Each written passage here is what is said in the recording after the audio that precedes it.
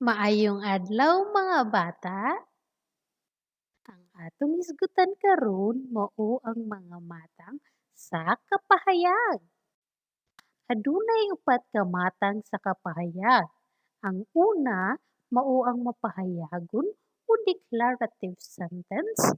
Ang ikaduha mao ang pangsukna o interrogative sentence. Ang ikatulo ang panugo o request or command.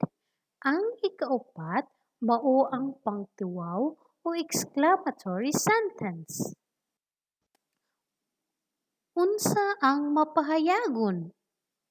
Ang mapahayagon nagsaysay o nagpadayag og huna-huna ug tapuson sa tulbok.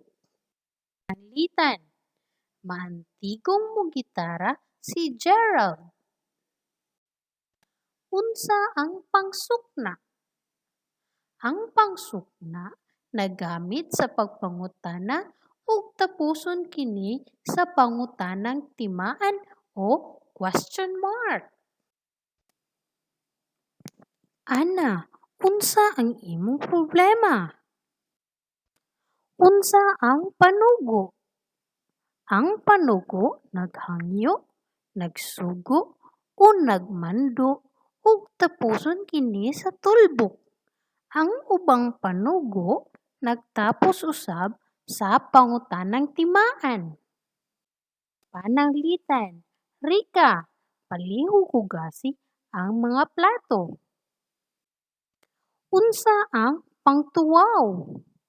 Ang pangtuwaw nagpahayag og kusganon nga pagbati ug tapuson kini sa pagtuaw nga timaan.